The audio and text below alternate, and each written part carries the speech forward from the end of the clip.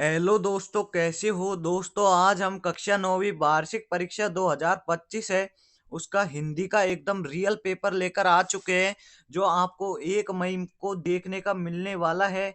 1 मई को आपका complete paper यहीं से छपने वाला है, तो वीडियो को शुरू से लेकर एंड तक देखते रहना।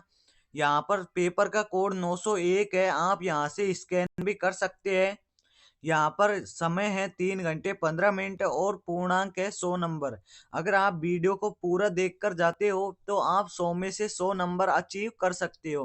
तो यहाँ पर बिना टाइम लगाए वीडियो को स्टार्ट करते हैं। यहाँ पर सामान्य अनुदेश है, परीक्षार्थी प्रश्न पत्र के पहले पृष्ठ पर अपना अनुक्रमांक अवश्य लिखे। दूसरा है, प्रत्येक प्रश्न के सामने उसका अंकवार अंकित है।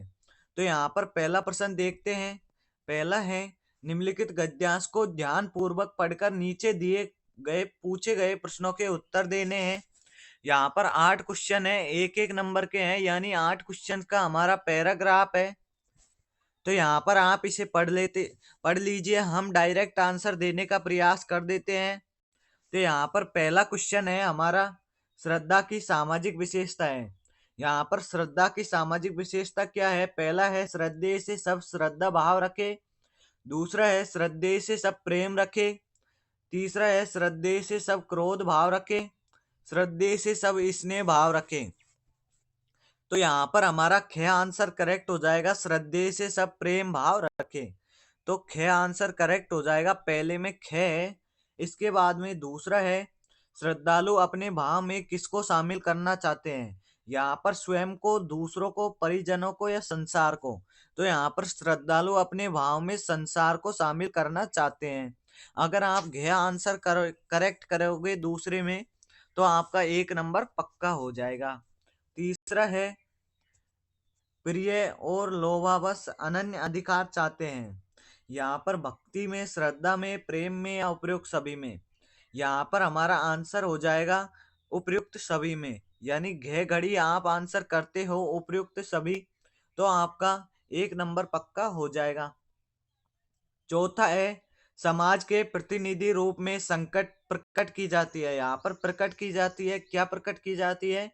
तो यहाँ पर भक्ति, नीति, श्रद्धा, प्रेम, क्या प्रकट किया जाता है? तो यहाँ पर प्रकट की जाती है श्रद्धा, यानी गे आंसर करेक्ट हो जाएगा। पांचवा है, श्रद्धा उत्पन्न होती है। यहाँ पर श्रद्धा कर्मों के शुभ प्रभाव से, कर्मों के प्रतिकार रूप में, कर्मों के उपकार रूप में, ख और गे दोनों। तो यहाँ पर कर्मों के प्रतिकार रूप में और कर्मों के उपकार रूप में, यानी घ आंसर करेक्ट हो जाएगा हमारा, ख और ग दोनों।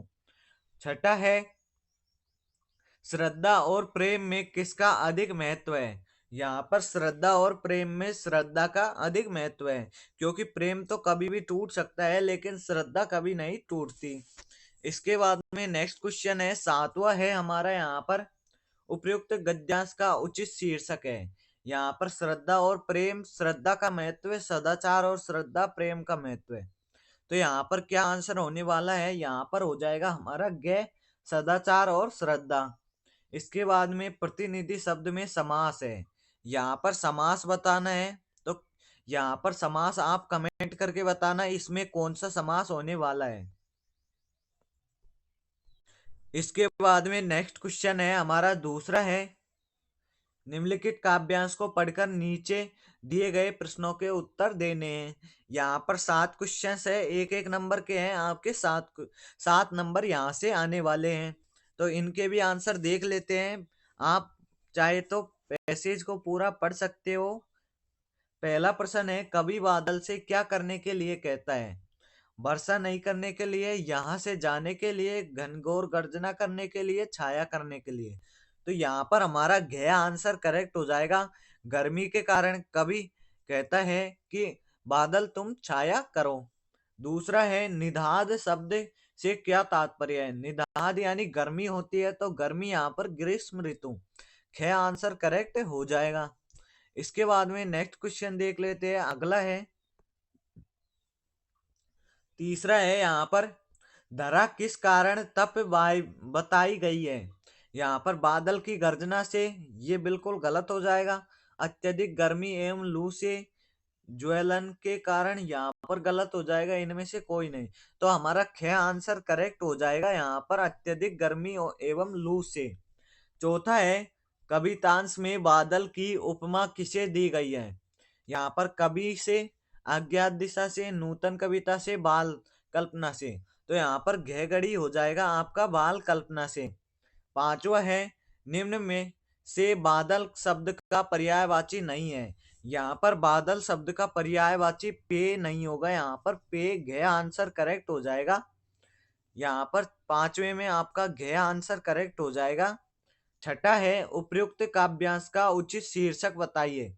यहाँ पर उचित शीर्षक बताना है तो यहाँ पर क्या होगा, बादल गरजो, नवजीवन, विश्व के निदाद, नूतन कविता। तो यहाँ पर हो जाएगा विश्व के निदाद। यहाँ पर गर्मी सबसे अधिक है तो विश्व के निदाद। अगर आपको शीर्षक पूछे तो आपको देखना है उस गद्यांश में किस चीज के बारे में चर्चा हो रही है, और जो सबसे अधिक बार आए वही हमारा शीर्षक हो जाएगा, यानी ग आंसर करेक्ट हो जाएगा यहाँ पर हमारा छठे में। इसके बाद में सातवां है दोस्तों यहाँ पर हमारा, विकल विकल उन्मन थे, उन्मन पंक्ति में कौन सा अलंकार है? यहाँ पर यमक अलंकार, सलेश अलंकार, उपमा अलंकार, अनुप्रास। तो यहाँ पर विकल विकल यानी वर्ण की आवृत्ति हो रही है, वे वर्ण की आवृत्ति हुई है, तो वर्ण की आवृत्ति होती है तो अनुप्रास अलंकार होता है। तो यहाँ पर हमारा घ आंसर करेक्ट हो जाएगा, अनुप्रास अलंकार। घ आंसर करेक्ट हो जाएगा। इसके बाद में है हमारा तीसरा है, रिक्त स्थानों की पूर्ति कीजिए। यहाँ पर लेखिका शब्द में खालिस्तान प्रत्यय है।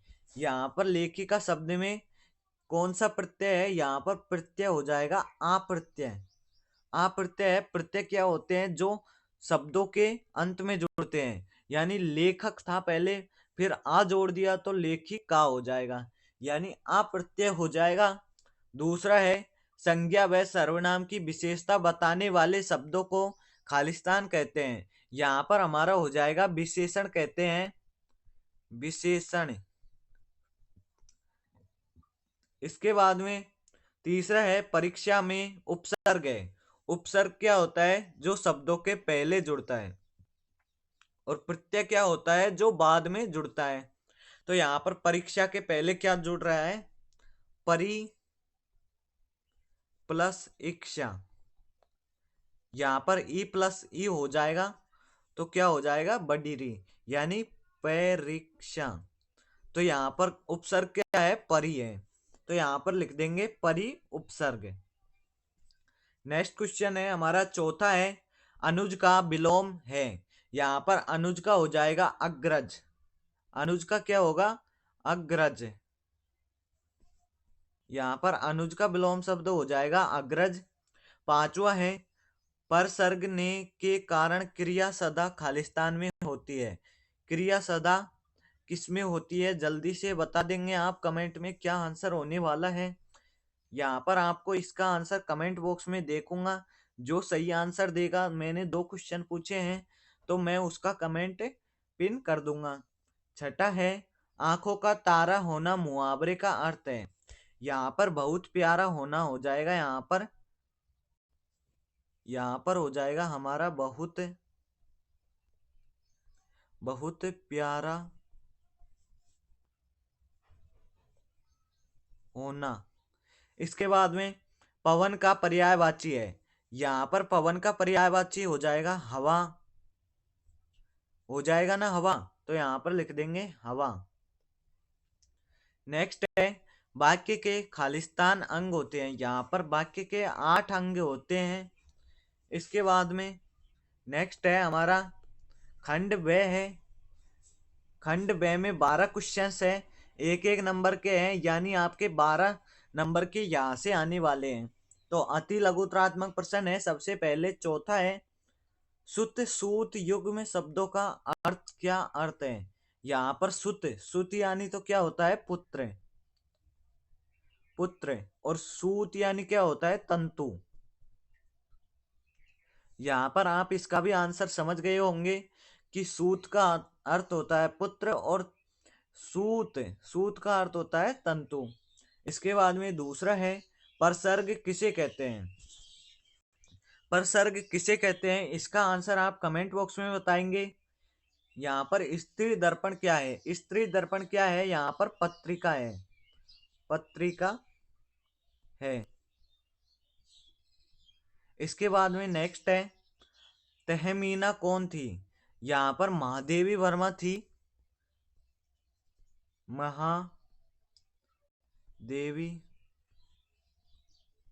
वर्मा की दोस्त, यहाँ पर महादेवी वर्मा की दोस्त थी। इसके बाद में तिब्बत में बनने वाली चाय की विशेषता क्या है? यहाँ पर तिब्बत में बनने वाली चाय की यह विशेषता है कि वहां पर माखन, वहां पर किससे चाय बनती है? माखन, माखन और दूध से, माखन और दूध से वहां पर चाय बनती है, यही विशेषता है तिब्बत में बनने वाली चाय की। कवि ने वर्तमान की भयानक पंक्ति किसे बताया है? यहाँ पर बच्चों का काम पर जाना, बच्चों